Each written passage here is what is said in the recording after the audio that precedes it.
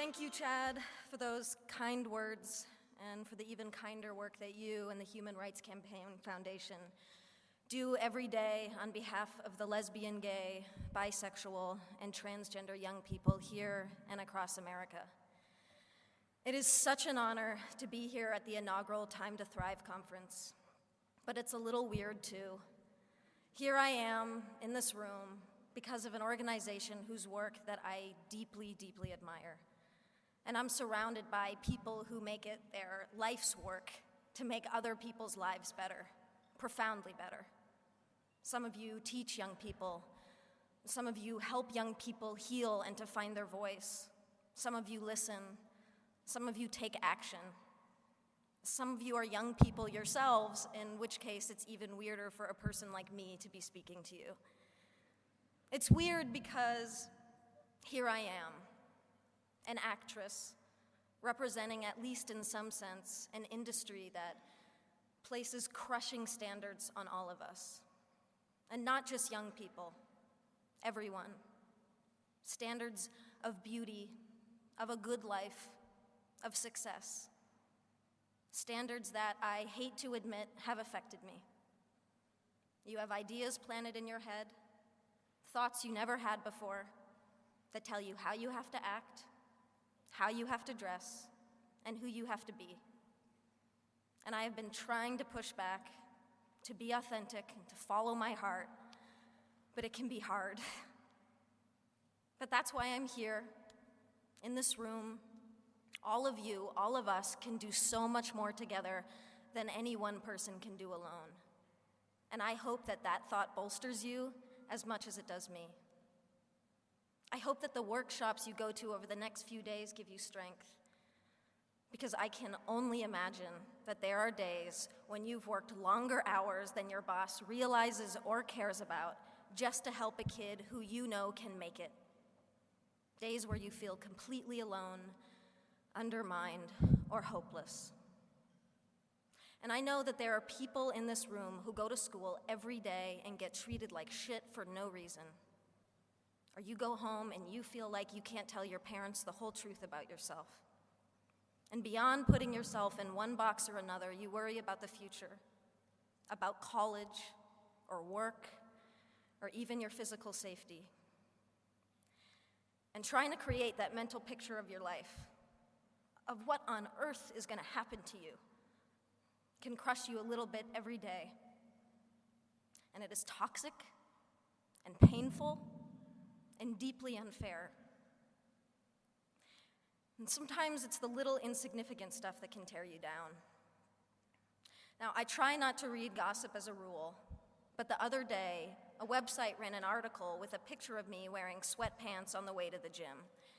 And the writer asked, "Why does this petite beauty insist upon dressing like a massive man?" Because I like to be comfortable.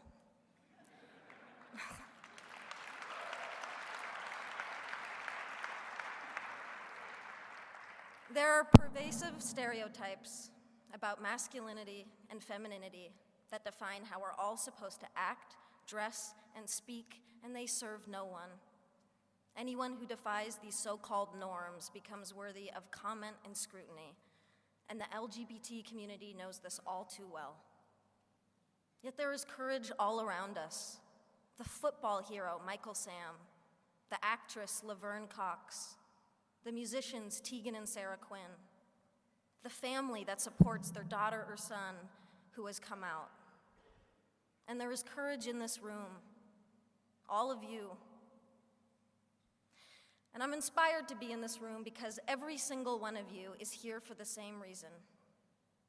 You're here because you've adopted as a core motivation the simple fact that this world would be a whole lot better if we just made an effort to be less horrible to one another.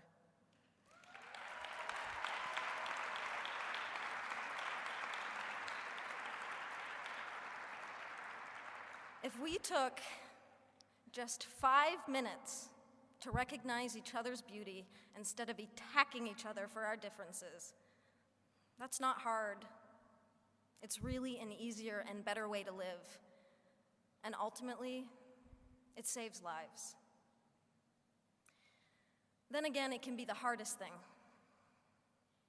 because loving other people starts with loving ourselves and accepting ourselves.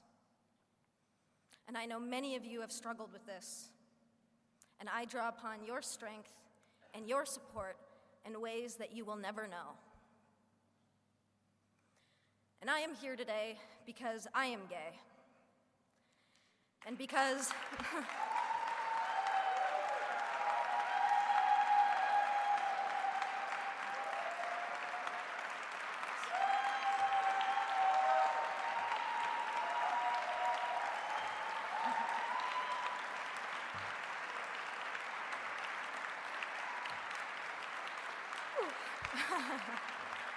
thank you.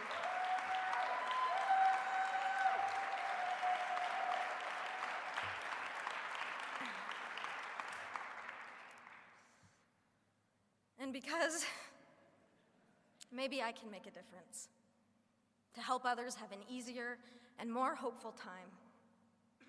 Regardless, for me, I feel a personal obligation and a social responsibility.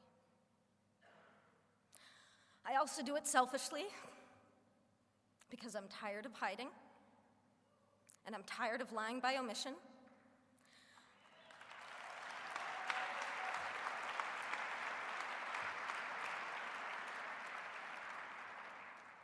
I suffered for years because I was scared to be out. My spirit suffered, my mental health suffered, and my relationship suffered.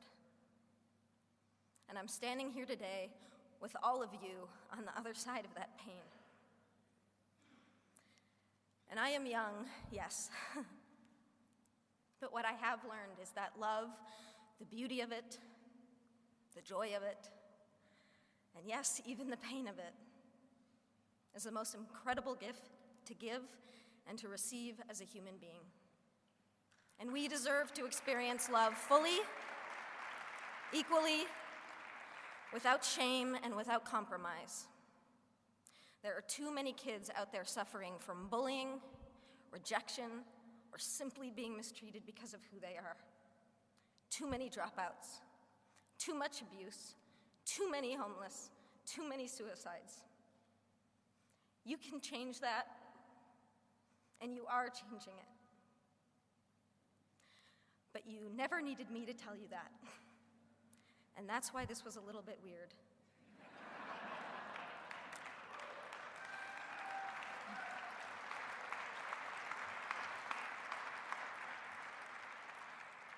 The only thing that I can really say is what I'm building up to, is what I have been building up to for the past 5 minutes. Thank you. Thank you for inspiring me. Thank you for giving me hope. And please keep changing the world for people like me. Happy Valentine's Day. I love you.